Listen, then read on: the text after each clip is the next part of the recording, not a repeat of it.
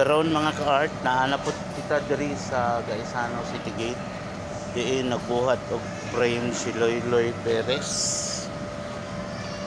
Sa pagkakaroon nagbuhat pa siya og gold strip alang sa iyahang ribiti sa iyahang molding, mga ni tawag na molding o mao ni iyang tawran mga ka-art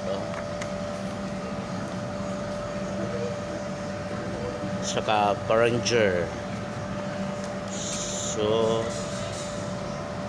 ani apod si Kinit hapit na gyud mahuman ang iyahang kuan obra maestra nga gipamagatan og Jesus Christ of Nazareth. Mas maayo magani ni si Kinit mga kaigsuonan mga ka-art kay aduol na siya sa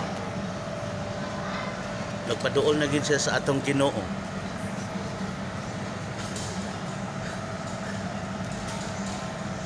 Bintahan na lang unta og naay mga agi nga ma-appreciate sa iyang trabaho. Okay. Gamay na lang jud kulang ang mga buungon na lang nga tunok ani sa iyang ulo mga ka-art. Okay. Namo kay kaisa ni agi diri. Usa ka ingon itawag na nato pan siguro diri na okay daw ang iyang trabaho, pero ang problema kay satokin babuhat-buhat lang daw og Ginoo aron inyong buutan.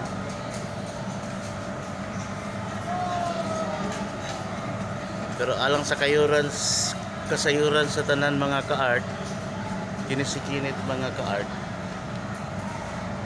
Panginoon pero medyo bastos. So normal lang yun nga mo-appreciate siya og mga dalaga nga mga agi diri. Kay ulitaw man pud ning bataa. Tiyo mo na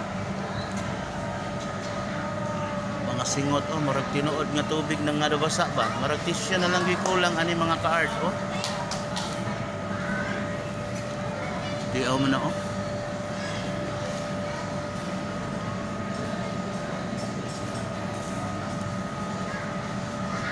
bungot pa imo. Sunod semana pag ini mahuman mga ka-art. So abangan na lang pod nato ang finishing taxing ani ni Ken. Kay sa pagkakaroon murag kulang pa ang iyahang tunok sa ulo.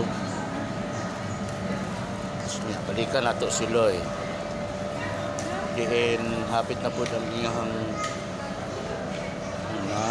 full strip na gibuhat alang sa iyang i-frame atong foreigner.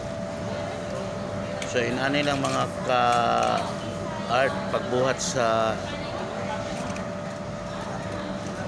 gold strip. Ayan 45 degrees unya nimo muna, and then sukat sa loob. Okay. And then mao ni ang sukato na pud nimo sa pikas tumoy. Baglis. And then cutting. So diri mga ka-art dili lang drawing o painting inyong makatunan, makakatun usab mo kung unsaon pag-frame sa inyong mga gipangbuhat mga painting. So kani si Loyloy grabe ka expert na mo frame. Kay kini magud si Loyloy primero niagi ra ni diri gisugo ra ni suka nga na diskubrihan sa Gaisano ani na Siro-siro na gid iyang mga buhat mga ka-art. Mailhan man nimo siya mga kuko kay mura na gyud agila ba tawar.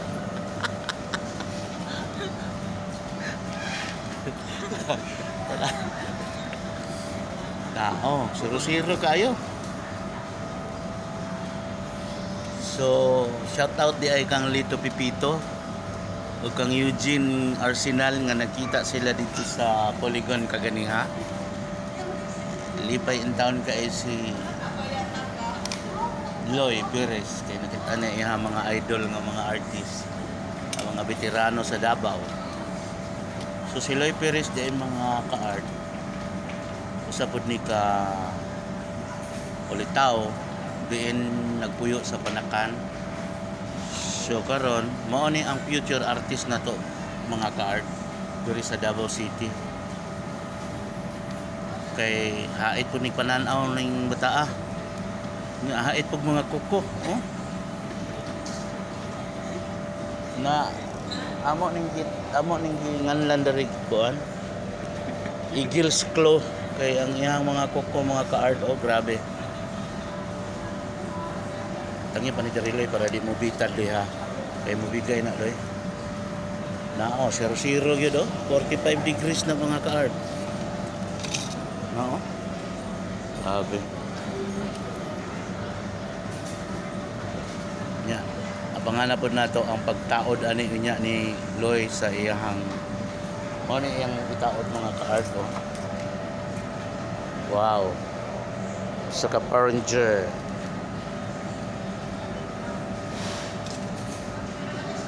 Okay. Sunod na pod nga gayon. Salamat.